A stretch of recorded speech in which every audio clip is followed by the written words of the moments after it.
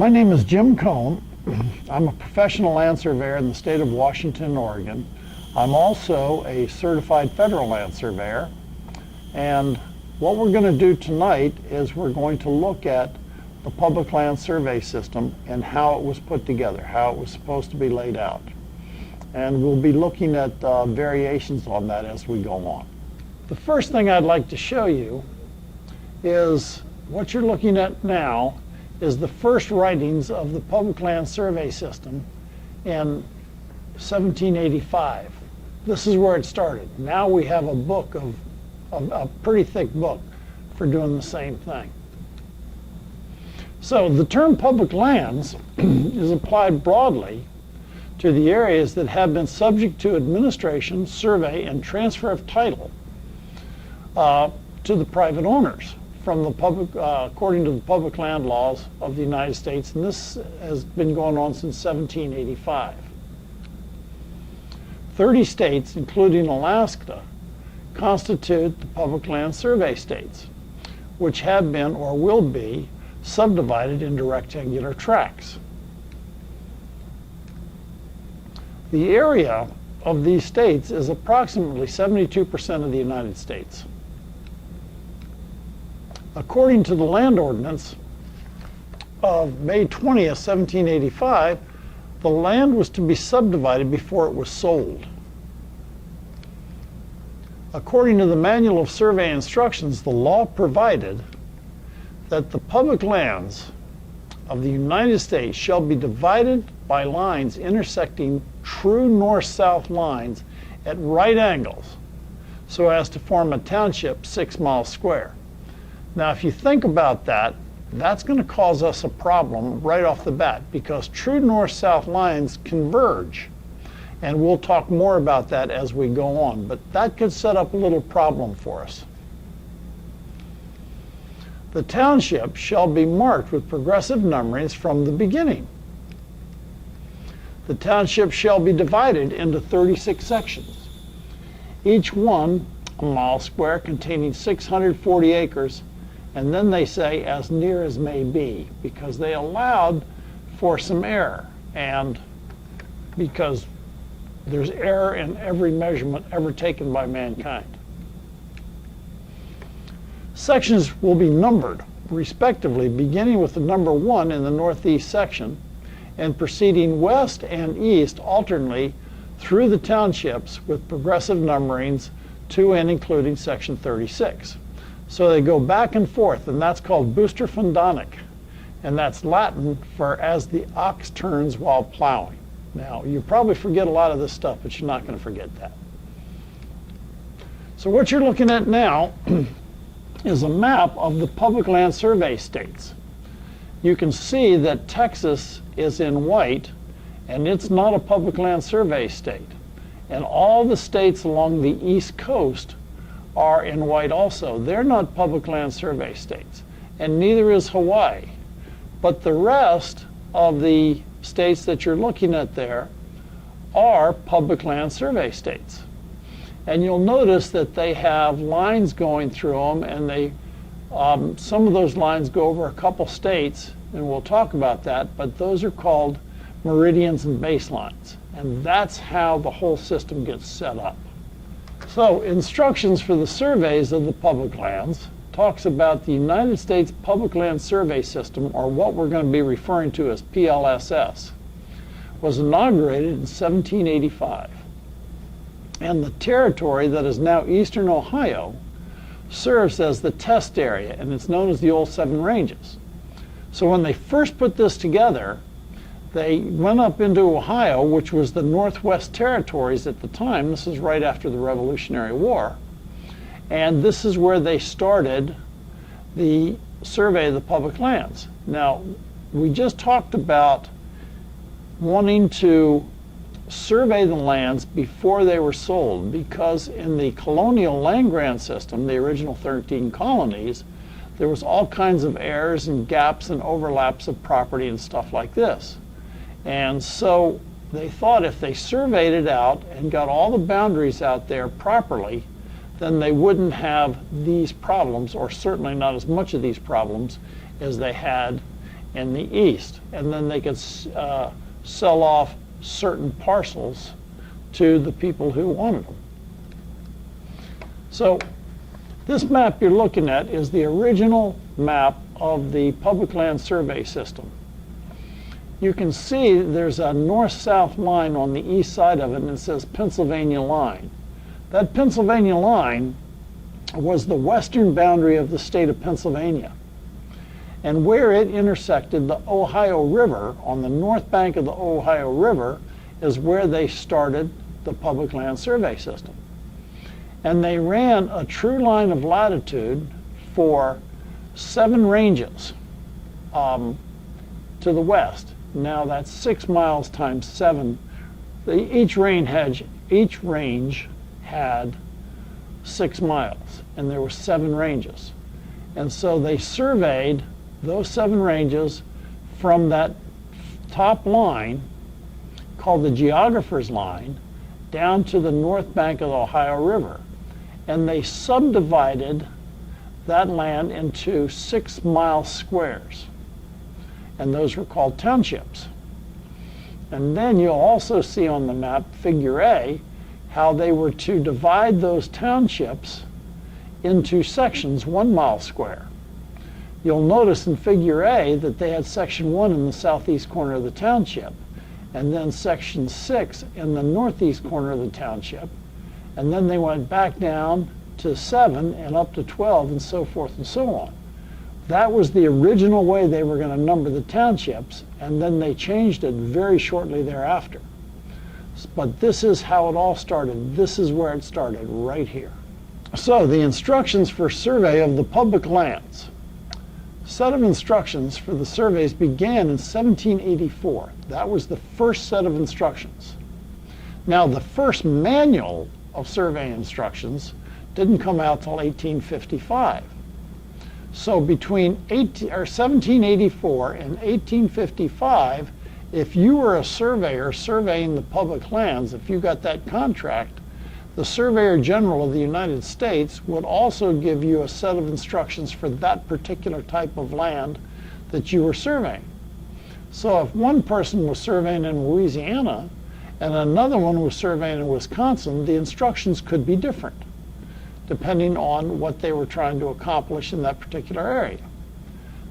1855 is when they started putting everything together, and they wanted to have one set of instructions for everything. Now, later manuals were issued in 1881, 1890, 1894, 1902, 1930, 1947, 1973, and the manual that we use today, 2009. So you can see that as time went on, the manuals became more and more detailed to the survey of the public lands. So the measurements used in the public land survey system. Let's talk about that for a while. Distances given in the instructions are in chains and links. The particular chain that the surveyors used was called a Gunther's chain.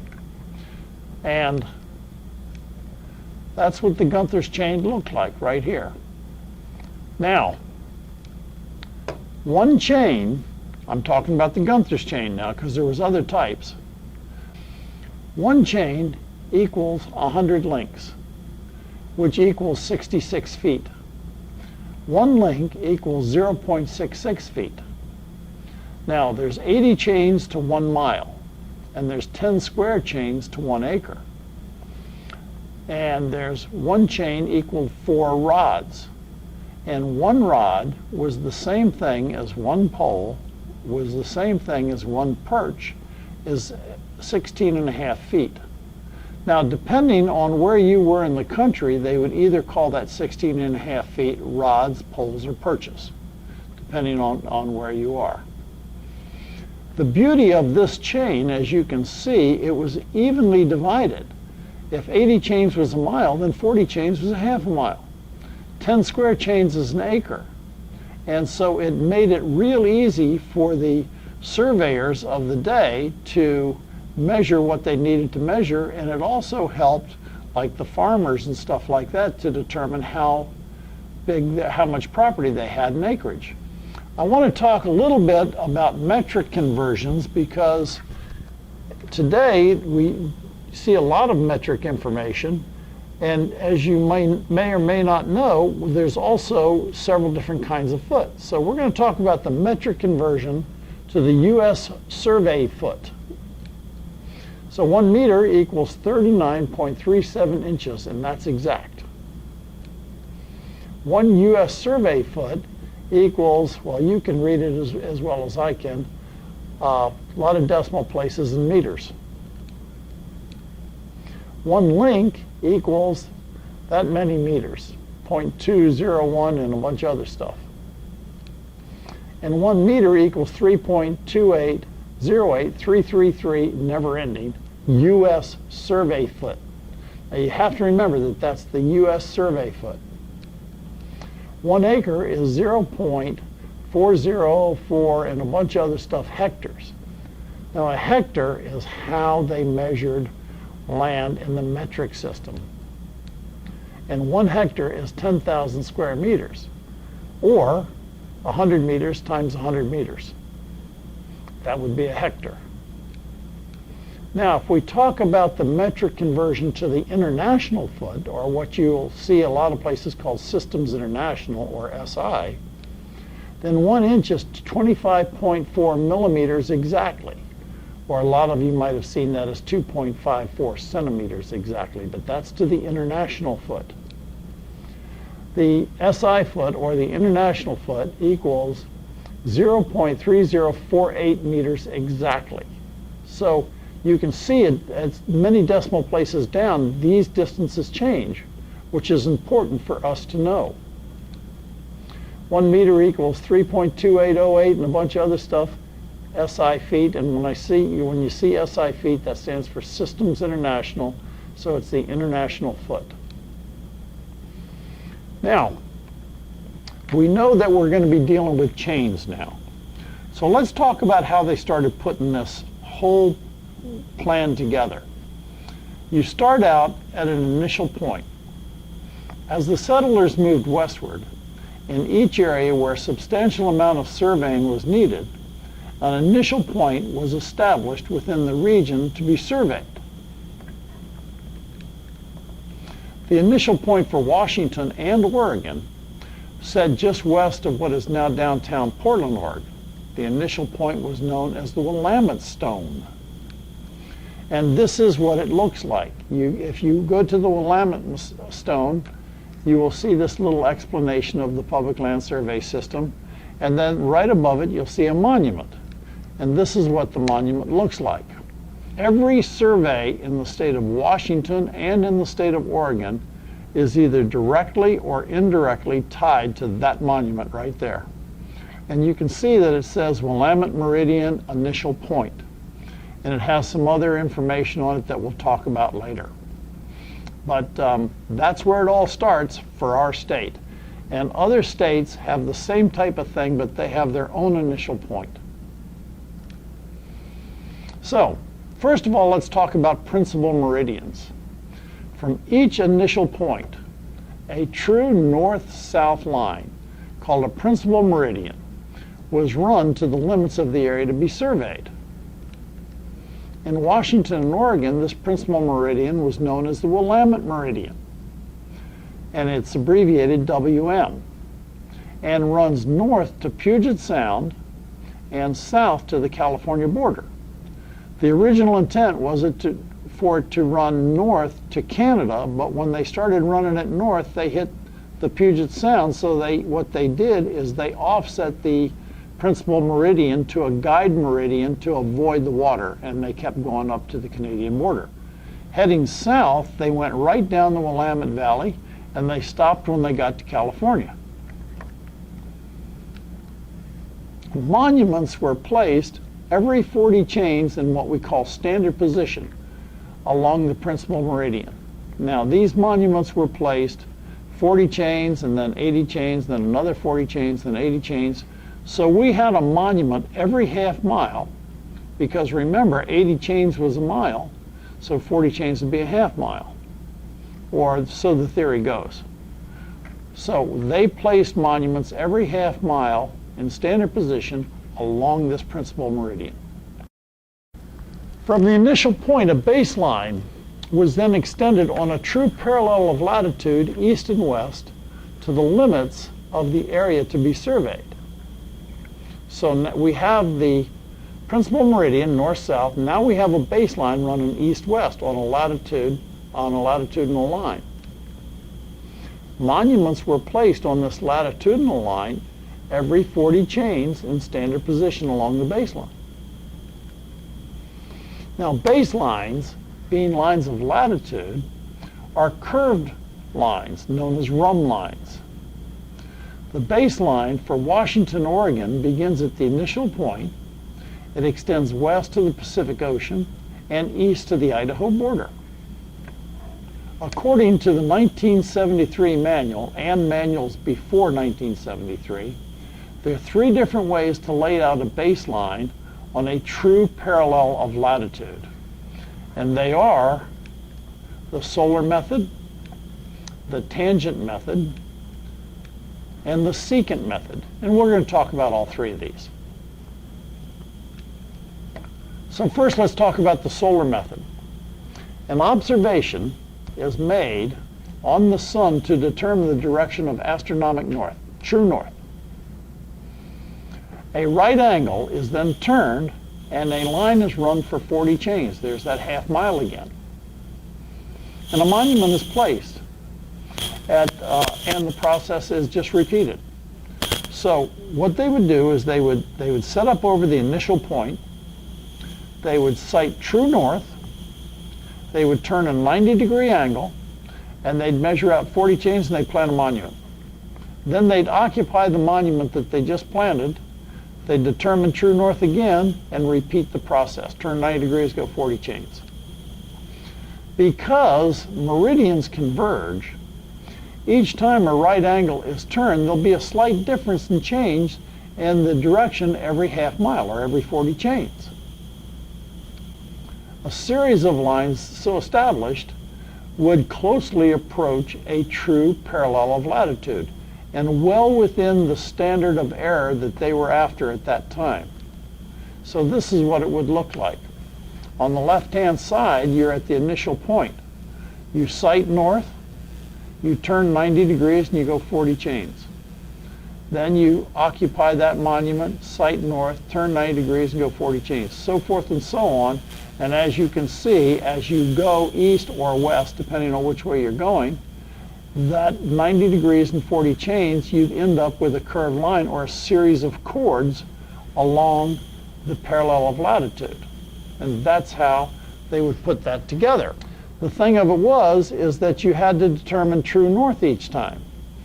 And back in the day, they might be using a compass or a Burke's Improved solar compass. And in our country, if the sun didn't shine for a week, they could slow up their work quite a bit. So they came up with another method as well, and this is called the tangent method. Now the tangent method for determination of the true latitudinal consists of establishing a true meridian. Again, we have to find true north at a point of beginning from which a horizontal angle of 90 degrees is turned east or west, depending on which way you're surveying. The tangent is projected for 6 miles in a straight line. So they at their initial point, they turn 90 degrees and they start measuring for 6 miles in a straight line. And as the measurements are completed for each corner, proper offsets are measured north from the tangent line to the parallel of latitude, and the corners are established. So what they would do, they turn this tangent line and they go down and they put temporary points every 40 chains for 480 chains, which is 6 miles. Then they calculate the offsets and they put the offsets to establish the parallel of latitude. And you'll see, I have pictures, so you'll see. At the point of beginning, the tangent bears east or west. But as the tangent line continues, the deviation to the south increases, whether you're going southeast or southwest. So as you can see, we're going to occupy at our beginning point where it says 0. We're going to establish true north, and we're going to turn a 90-degree angle. And we're going to sight down that tangent line. And every 40 chains, we're going to set a temporary monument. So we go at 40 and 80 and 120, 60, so forth and so on, all the way down to 480 chains. Now at each one of these temporary points, what we will then do is we will determine what angle we have to turn and what distance we have to go in order to put a monument on the true parallel. That's what we're after. So you can see there's a little bit of arithmetic involved here. But what they've done is the government would give the surveyors a set of standard tables that they could go in and they could determine what the angle is and what the distance was. As you can see in this slide, we have the information for a parallel of latitude for 45 degrees, 34 minutes, 30 seconds north. Now in the left-hand column, you can see that the chains are along the tangent, that straight line, at 0, 40, 80, so forth and so on, all the way down to 480. And then you can see the offset in links. And so at 0, you have no offset. And at 40 chains, the offset is so slight at this latitude that it's less than 1 link. So they probably didn't bother doing anything, just put another monument in the ground. But you'll notice at 80 chains, now we're at 1 link. And the bearing of the tangent at 80 chains is not east anymore. It's south 89 degrees, 59.1 minutes east. And they only went to the nearest tenth of a minute because they were using compasses. They weren't using total stations. You can see that this increases all the way down, and when we get to 480 chains, our offset in links is 37 links. And the angle is south, the angle of the tangent, or the bearing of the tangent, is south 89, 5407 east.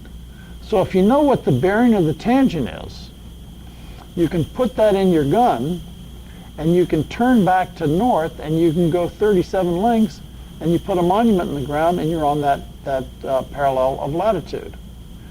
Once you got this 480 chains, or this 6 miles from where you started, and you planted that last monument at 480 chains, the good monument, you would occupy that monument, sight north, and repeat the process. And you just keep going one way or another on that.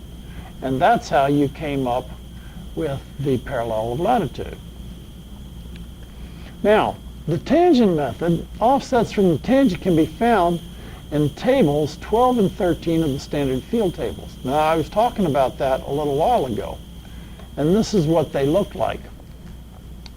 The standard tangent field tables was given to you in a book, and you would carry that out in the field with you. Now, you can find all this stuff online. It's all online. All you'd have to do is go into the Google and just Google standard field tables for the Bureau of Land Management, or BLM, and you can find them. An interesting thing, if you take a look at the left-hand side, you'll see that on the left column, you have latitudes, and you have at every degree from 25 to 70 degrees. And then you have the tangents of parallel, or what they call the azimuth of the tangent of parallels, from 1 mile, 2 miles, 3 miles, 4 miles, 5 miles, and 6 miles. On the right-hand page, you have the latitudes, and then you have the offsets every half mile. So you could just go down and you could figure where you are, and you can just pick off the information from these tables. And if you are between two latitudes, like you're between 44 and 45, you would have to interpolate the difference in order to find out the information that you needed. But that's how the standard tangent would be done.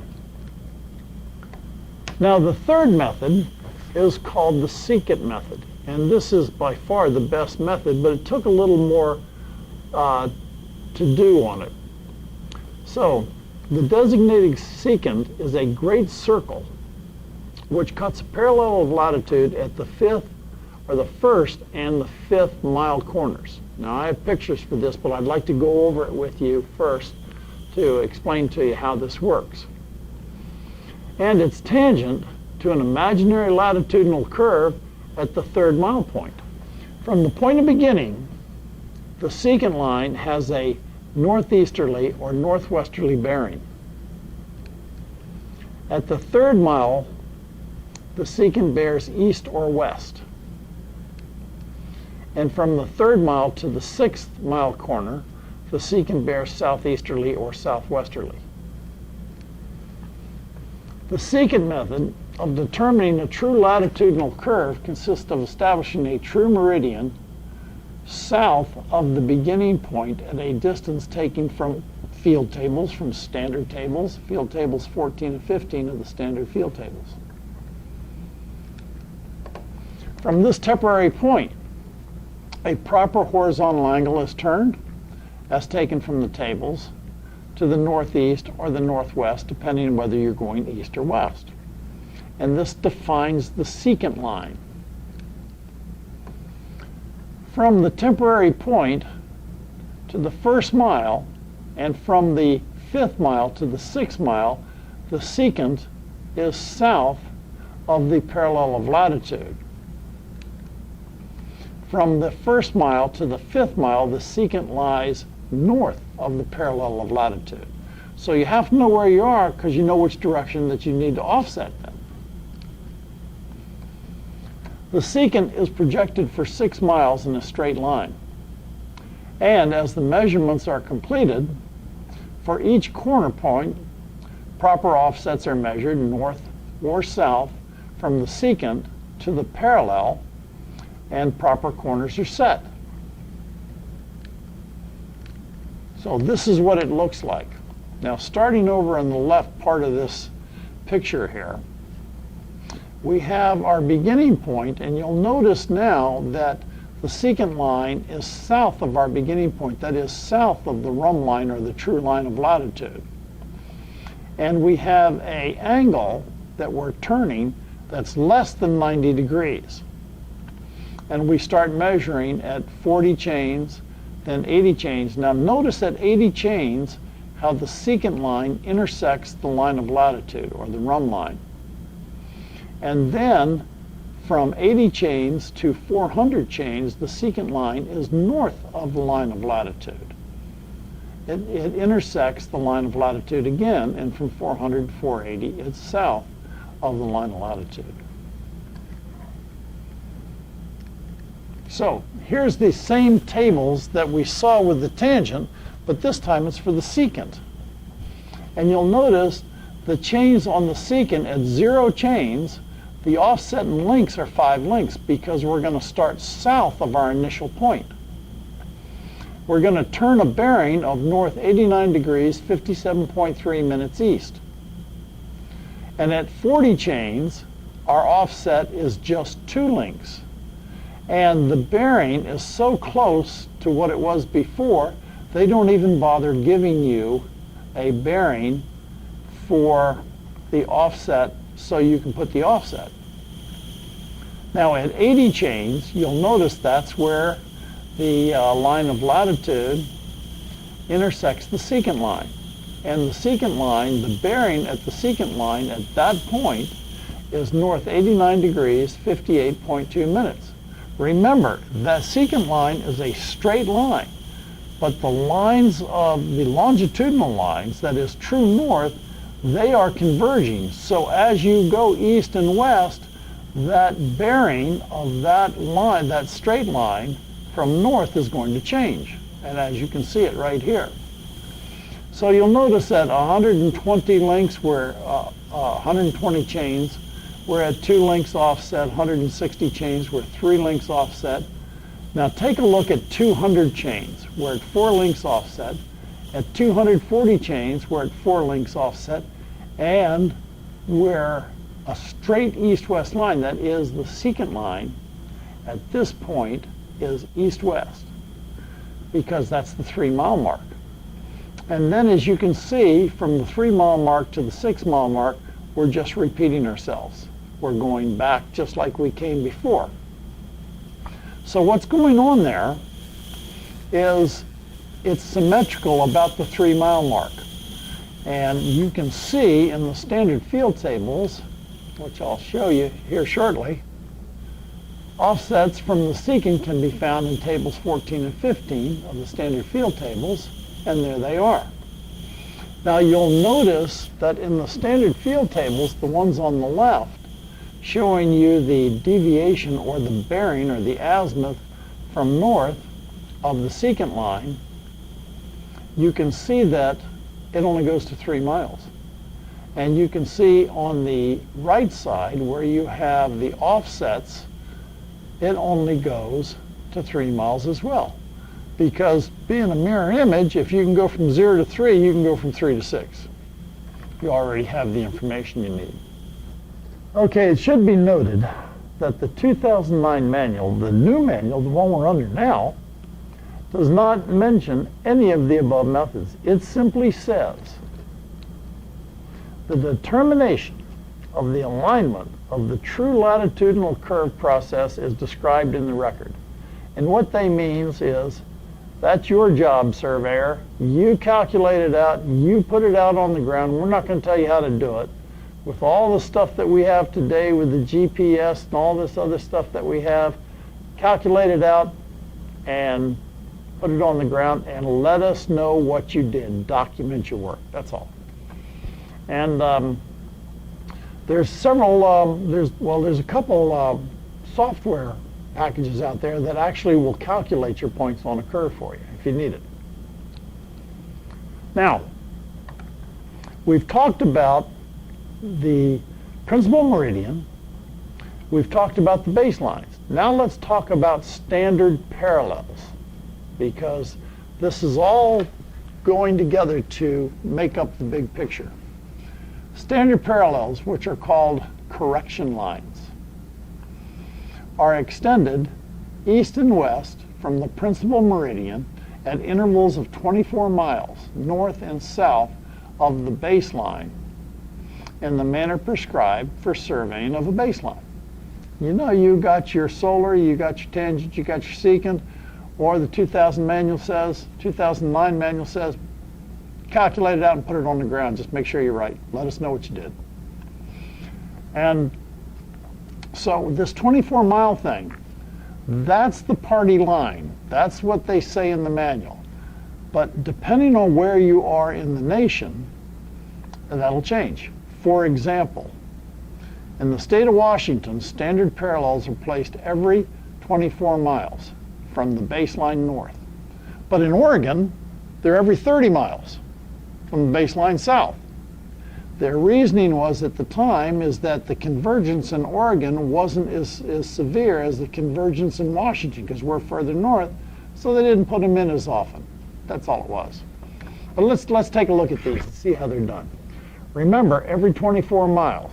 So you start at your baseline, 24 miles north, you have a standard parallel. Another 24 miles, you got another standard parallel, so forth and so on.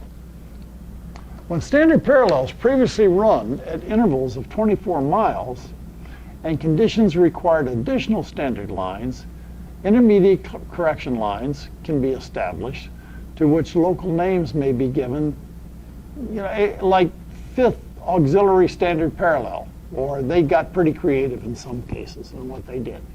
Don't see a lot of those in Washington and Oregon, but in other parts of the country you can see quite a bit of them. In Washington, standard parallels are every 24 miles apart, as we discussed, and in Oregon, they're every 30 miles apart. Go figure. Guide meridians are extended north from the baseline, or standard parallels at 24 miles east and west from the principal meridian, or standard parallels in the manner prescribed for running principal meridians. Now, how do you run a principal meridians? You determine true north and you go. So now what we're going to do with guide meridians, we're going to go ahead and we're going to move 24 miles to the east or to the west, depending on which way we're surveying, and we're going to put in another meridian. Remember, in the public land survey system, meridians means north-south, okay? And so they run another north-south line until they go from the baseline, and they'll stop at the first standard parallel north. Now they do that so they can correct for convergence. If you remember when we first started talking about this system, the manual said we have to run true lines and lines crossing them at 90 degrees, and you're trying to put a square stamp on a round ball, and it just doesn't work.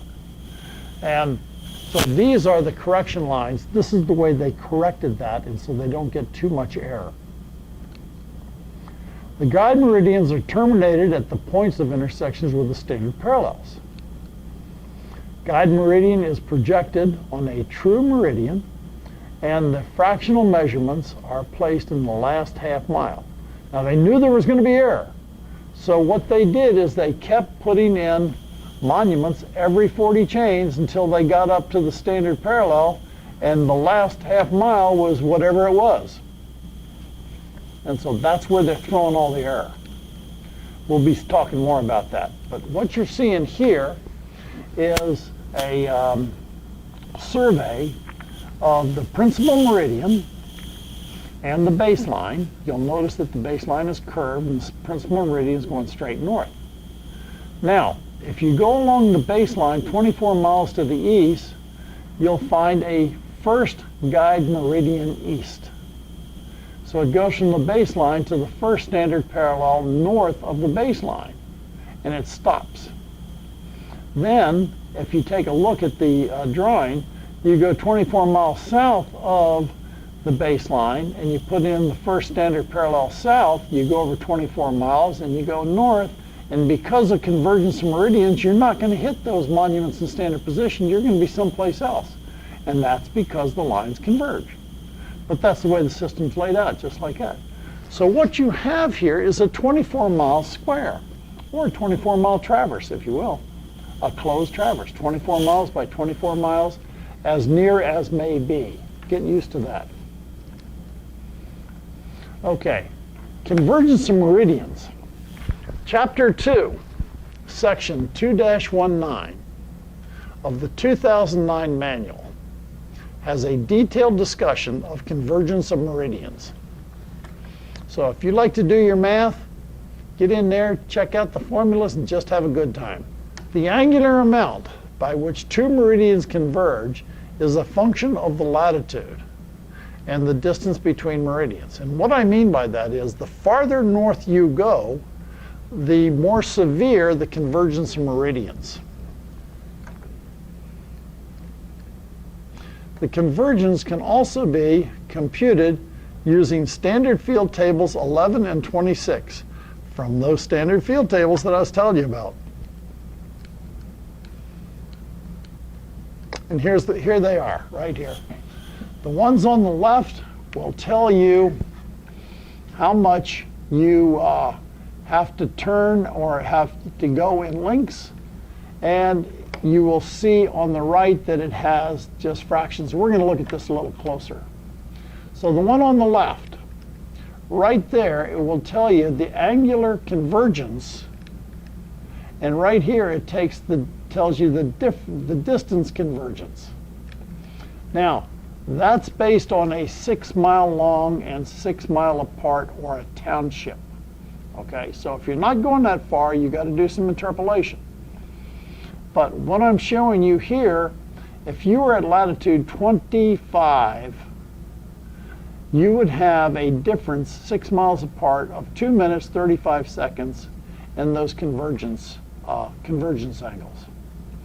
And there's a whole class on how to do this stuff and calculate those angles that you need, but that's not in this. That's a whole different thing. And you also have distances in lengths on parallels of latitude. Now, on the right side, we have chains in azimuths due to convergence in meridians. And you'll notice that on this, you have the departure in chains of 10, 20, 30, 40, 50, 60, 70, 80, 90, 100. And then you have minutes and seconds and how much that convergence is for a degree of latitude for every 10 chains. So if you wanted to use this one, that's fine. You can use that one to determine how much you're converging. Departure is in chains. Remember, departure we're dealing with. Because if we're dealing with a meridional line, that's a north-south line, this doesn't come into effect. It's the east-west lines where this comes into effect. So if we were to look at this at 39 degrees latitude, at 80 chains, we have 0 degrees, 0 minutes, and 42 seconds of convergence. Now, the area between the baseline and the first standard parallel and the principal meridian and the first guide meridian is known as a quadrangle. It's a 24 by 24 mile square, and it's a closed figure. That's the neat part, right? And we've pushed all that area into the north, so what we're doing is we're confining our error to this 24 by 24 mile piece of property.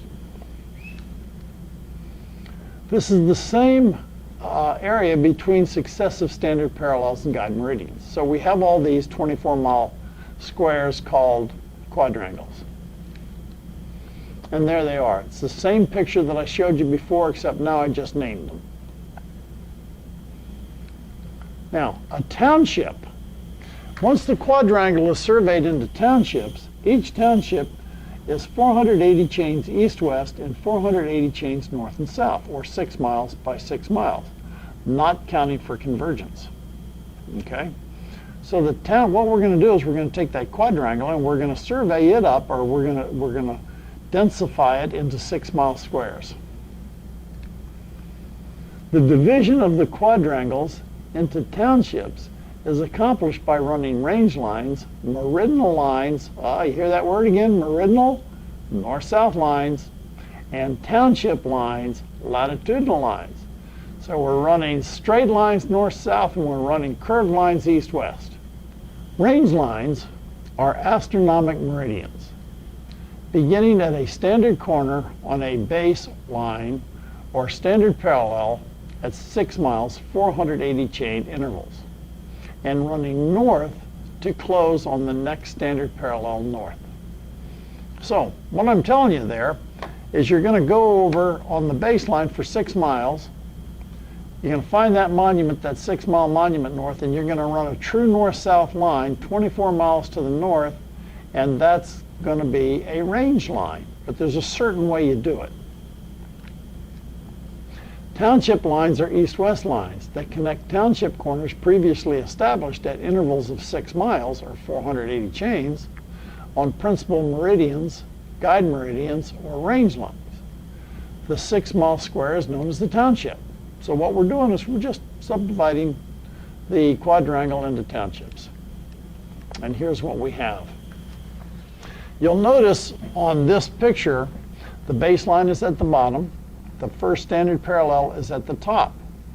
The principal meridian is the left range line, and the first guide meridian is on the right. And what we're going to do on this baseline down at the south, we have these corners set in standard position. When they put in the baseline, they set those corners. Remember, we said every 40 chains. So they come over 6 miles and they set a standard corner. Then they're going to run the range line north. And then they're going to run it north for 6 miles. And then they're going to run the latitudinal line, the top of that first township, latitudinal line west until they hit the principal meridian, and that's going to complete that first township. Once they get finished with that, then they put in the second township the same way. Then they put in the third township the same way, and the fourth township, but the fourth township is a little bit different because When they start running north on the 4th township, they go north to the standard parallel. Now remember, those range lines are true north-south lines.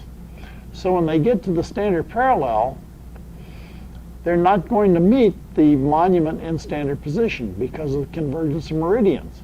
And so they put in what's called a closing corner. That's what the CC stands for. It's a closing corner, and it's going to be in a different position than the standard corners.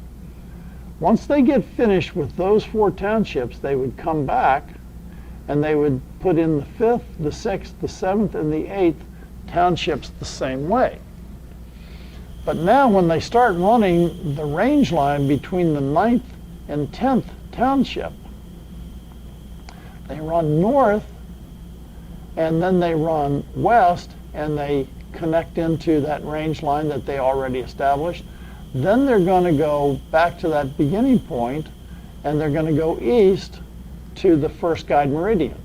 So in the last 2 ranges of townships, they're going to be doing 2 townships at a time. They're going to put in 9 and 10, then they're going to put in 11 and 12, then 13 and 14, then 15 and 16, and they all have those closing corners at the top. Now we're going to talk more about closing corners, so just know that they exist.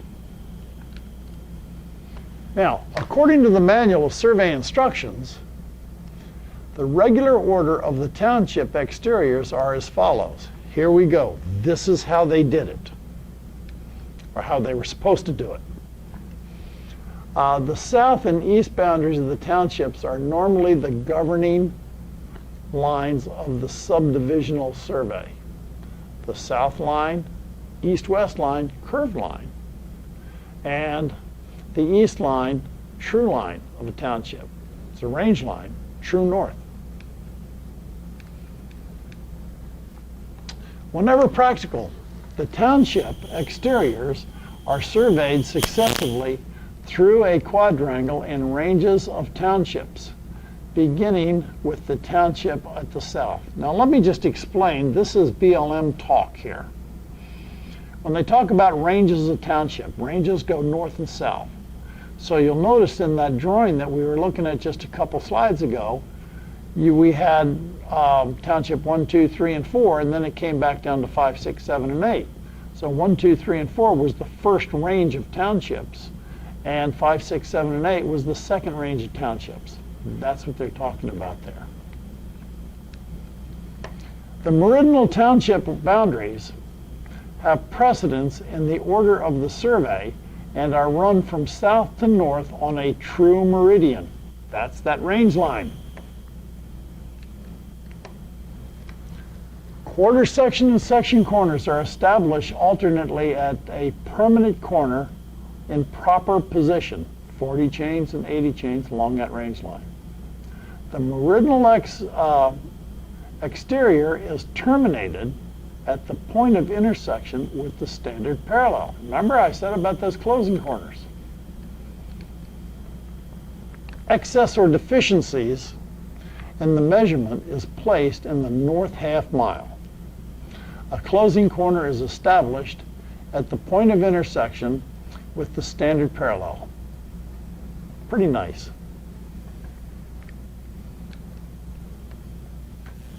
The standard parallel is retraced between the nearest standard corner to the east and west to find the exact alignment, and the distance to the nearest corner is measured and recorded.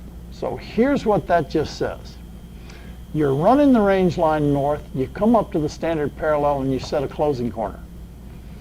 Now to really locate the position of that closing corner, you go to the east and to the west and you find the closest monument to you that were placed in standard position, and you measure the distance to that closing corner and you record all that stuff. And that's just proof that where that closing corner is. In order to complete the exterior of a township, and if a defective conditions are not encountered, we'll talk about defective conditions later, a latitudinal boundary is run connecting the objective township corners. Now, corners are established from the east to the west along the latitudinal curve, connecting the township corners at intervals of 40 chains and at intersections with meanderable bodies of water, marking the line. We'll talk about these meanderable bodies of water later on. But what I just said there is that those are those rhumb lines, those curved lines. They would use the tangent method, the secant method, or the solar method in order to put these in. Now, by this procedure, the excess or the deficiency in the measurements is incorporated in the west half mile. Double sets of corners are avoided when unnecessary. So what I'm saying here is that they're pushing, we found out quite a while ago that they're pushing the air into the north, and now when they're completing these townships, they're pushing the air into the west. So most of the township is really surveyed well, or supposed to be, and any error or deficiency would be pushed into the last half mile to the north and to the west. That's a big deal. When lines are run by random and true method, the bearing of the line is calculated from the falling of the random. Now this random and true method that they're talking about is basically the same thing as the tangent method. And I'll show you what I'm talking about. The falling is the distance on the normal by which the line falls to the right or left of the object corner. Do you like that? This is BLM talk. It is the falling of the distance on the normal. That means you're either farther away from it or closer to it, north or south if you're going east-west. That's what they're talking about. So here's what we have. We're starting at that monument on the right-hand side, the yellow dot on the right-hand side. We're turning a line, and we're running a random line in a cardinal direction. We started out running east and west, but you know as we go further to the west, it's going to veer to the southwest. So we have another line on the left up there. That other monument has already been set. And we find out the difference between where we ended up and where that monument is. And as you can see, what we really have there is a basic right triangle. So we can calculate the difference that we have to move everything to the north. And that's called the random and true method. Now today, with the stuff that we have today, all we're going to do is we're going to run a traverse down there, we're going to tie into the point, and we're going to do the calculations in the office, so it gets a little easier. Where both meridional boundaries are new lines, or where both have been previously established, the latitudinal random line is run from east to west. So remember what a meridional line is. It's a north-south line, and we're running the latitudinal random line east-west. Regular quarter and section corners are set at 40 chains, and the fractional measurement is placed in the last half mile to the west. There's the fractional measurement, there's the error. Now, temporary points on the random line are replaced by permanent corners on the true line. Basically, it's the same thing as the tangent method. Now, the allowable deviation in the bearing of a township line is 14 minutes from cardinal. So, you're supposed to be running north, south, east, and west, but you're allowed as much of an error as 14 minutes on that line. They said that that was allowable error. And great. So you do have some allowable error because they know that there's going to be errors in measurements. So here's what we have. If you take a look at this graphic, and you'll see all these numbers all over the graphic. That is the way that the townships would be done. The first line run is line number 1. The second line run is line number 2. Then line number 3, because line number 2 is they're going to run over random, or they're going to do a tangent, a secant, a solar method, and then they're going to correct back on line number 3. Then they go up to line number 4, 5, and 6, random and true. 7, 8, and 9, random and true. And then when they run up to 10, they're going to close on that first standard parallel to the north and put it in the closing corner. And they're going to repeat that system all the way up.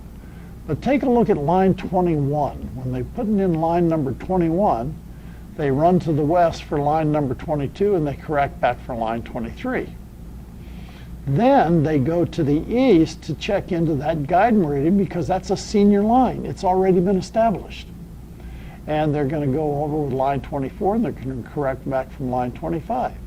And then they go up to line 26 and they put in 27, correct back to 28. 29, correct back to 30. So you can see those two eastern ranges of townships, they're building those at the same time as they go north. So that's the order of the way that they would really like to have this done. Now, a township is identified by a unique description based on the principal meridian governing it. North and south columns of townships are called ranges and are numbered in consecutive order east and west from the principal meridian. East and west rows of townships are called townships and are numbered consecutively north and south from the baseline. An individual township is identified by its number north or south of the baseline, followed by the number east or west of the principal meridian. An example would be Township 23 North, Range 5 East, Willamette Meridian. And that would be abbreviated T23M, Township 23 North, comma, R5E, comma, WM for Willamette Meridian. So what we're saying here is this particular piece of land is township, the 23rd township north of the baseline, and the 5th range east of the principal meridian. And there's only one place on earth that can be. And here's what they look like. You can see that if we have the initial point and we have the principal meridian and the baseline, we have Township 1 North, Township 2 North, Township 3 North, Township 4 North, so forth and so on. And we also have Range 1 East, Range 2 East, Range 3 East, or Range 1 West, Range 2 West, Range 3 West, so forth and so on. And we have the townships south of the baseline also. And that gives them a unique address on the face of the earth to within a 6-mile square. Now, rectangular limits. The 50-link rule for distance, that is 50 links and 80 chains. That's your rectangular limits. 50 links is quite a bit, but they were using a Gunther's chain and a compass over a mile. The 21-minute rules for bearings, 21 minutes for sections, 14 minutes for townships. Now, we haven't really talked about sections yet, but we're going to very soon. And the 5% rule for area. The area is supposed to be, for let's say a section, and that's 1 mile by 1 mile, it's supposed to be 640 acres. But if the area was within 5% of that, then it was considered to be good. So you can see that to today's standards, this is very loose. But in 1885 or 1890, when they were using compasses and chains in the middle of the wilderness, this is pretty good stuff. Any one of the three triggered a problem. And what they were supposed to do, if they found a problem, they were supposed to rerun everything until they found it. Notice I keep saying they were supposed to do that. Didn't always do it. Okay, so let's talk about the subdivision of townships into sections.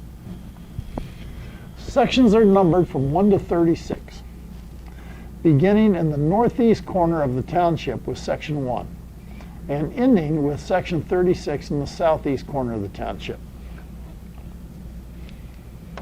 Here's a numbering system. You'll notice that you have a township here 6 miles by 6 miles. The northeast corner of that township is section number 1. And it goes from east to west to section number 6. Then you go down to section 7, and you go over to section 12, and you go back and forth and back and forth and back and forth until you get to section 36. That back and forth, as I told you earlier, that was called booster fundonic, as the ox turns while plowing. That's what I've been told. I don't speak Latin, but take my word for it. And you can see that these abutting sections in other townships and what they're numbered around the township that you may be working in. Okay. Meridional section lines have precedence in the order of survey. They are initiated at the section corners on the south boundary of the township and are run north. Here's the thing. Now, this is a big change. Parallel with the east boundary of the township. Now, remember, the range lines, the east boundary of the township, was a true north-south line. And what they're saying to make that section line not a true north-south line, but parallel with that east boundary of the townships. So what we have to do in order to make that parallel, we have to correct for convergence, as you'll see. Here's what we have. Let's take a look at this map. You'll notice on the east line of this map, the bearing says north. That means true north, okay? And then if you take a look between the section 24 and 23, or section 14 and 13, the first range of sections and the second range of sections, you'll see that the bearing of that line is north 0 degrees, 01 minutes west. So for this particular township, with this latitude, in order to make that section line parallel with the east range line, you had to move it 1 minute northwest. And when you get 2 miles away, you can see that you had to move it 2 minutes. And then 3 miles away was 3 minutes, and then 4 minutes, and then 5 minutes. So all those section lines are parallel with that east range line. Now, the west range line of the township, that's true north. Okay, so we have some issues here, but we know that we put all the error into the west part of the township and the north part of the township. But that's the big difference about these section lines. They're not true north-south lines, they're parallel with that east range line. Meridional section lines are numbered from the east and are surveyed successively in the same order. You'll see what I'm talking about here in a minute. If the east boundary of a township is within limits, but has been found by retracement to be imperfect in alignment, the meridional section line can be run parallel with the mean course. Now here's what they're talking about. Remember, we said that a township boundary could be off by as much as 14 minutes. Not a section boundary, but a township boundary. And as you're going up the township, you find that there's a problem. It's this way, and then it's that way, and then it's the other way, and it's the other way. So what you can do is you can make a mean course of that, and you can just make all those section lines parallel with the mean course. Regular quarter sections and section corners are set at 40 and 80 chains as far as the northernmost interior section corners. The meridional section line is not continued north beyond the section corners until after connecting latitudinal section lines have been surveyed. So you're making one section at a time. You're not running everything north and then going east-west. You're going to go up north, and then you're going to go over east, or you're going to go over west, and you're going to create that section before you go further. The last mile of the meridional section line is run as a random line with a temporary quarter corner set at 40 chains. The falling of the random line is noted and the line is corrected to the true line, but only if it can stay in limits. So what they're going to do is they're going to bend that last line a little bit if it can stay in limits to meet that township line that has already been established, unless it's a standard parallel. When a meridional section line is run to a standard parallel, a closing corner is set at the standard parallel, because we know we're not going to meet it then because of the convergence of meridians, and then we had this parallel thing and we get all kinds of stuff going on. And so we're going to set closing corners on that standard parallel for the section lines as well. The error of the township is placed in the north half mile. Now what we're doing is we're confining that error to within 6 miles, which is a good thing. Latitudinal section lines, except the west range of sections, are normally run from west to east, parallel with the south boundary of the township on a random line, setting a temporary corner at 40 chains. Now that's pretty interesting. So we know that the north-south lines on the section are parallel with the east range line, and now they're telling us to run the east-west section lines parallel with the south township line. Now we've talked about the random and true before, but here's, if you're going to run a section corner or section line in, you go north to the section corner, and then you're going to go to the east, and you're going to go over it with a random line. You're going to find the falling, and you're going to do the same arithmetic as we were talking about before. As we are on our random line, we set a temporary corner, and then we're just going to correct to the true corner, because as you can see there, that's just nothing more than a right triangle. And you can do the arithmetic almost in your head in order to correct at 40 chains instead of 80 chains, because they're similar triangles, they're just smaller, that's all. In the west range of sections, a latitudinal section is run on a random line from east to west, placing a quarter corner at 40 chains from the east section line. Now you've got to remember this. This is big deal stuff right here. It's 40 chains from the east section line when you're in that western range of sections you're putting in, because the last half mile is the error, isn't it? So we're going to put it at 40 chains or a half mile, and then the error is going to be whatever it is from that quarter corner to the range line. That's where we're putting the error. The random is then corrected back on a true latitude. The error of the township is placed in the westmost half mile. Enough said. So here's what it is right here. This is what a good section would look like, a subdivision of section. Now you'll notice all the lines, 1, 2, 3, 4, 5, 6, 7, 8, 9, 10, 11, and then I come back to 12. That's the order in which the lines, the sections, were supposed to be surveyed. Notice I said supposed to be, because there's exceptions to all this. So you can see that there's an order to it, but go over to that west range, section 31 and 30 and 19 and 18 and 17 and 6. You're coming up line, the 45th line you run, you're going north. And then you're going to the east to the 46th line. And then you're going to go west on the 47th line and check into a monument that is already there. That's a senior line. You're checking into that. And then you go up on the 48th line, and then you go east of the 49th and west of the 50th. And you're creating those last two westernmost ranges of sections at the same time as you go up. And when you get up to the top of the township, you close on the top. And you're throwing all the error in the top of the township and on the west of the township. So that's the way it looks like. So these sections here, from section 12 to section 8, down to section 32 and over to section 36, those are called regular sections. They're supposed to be 80 chains by 80 chains with monuments at 40 chains.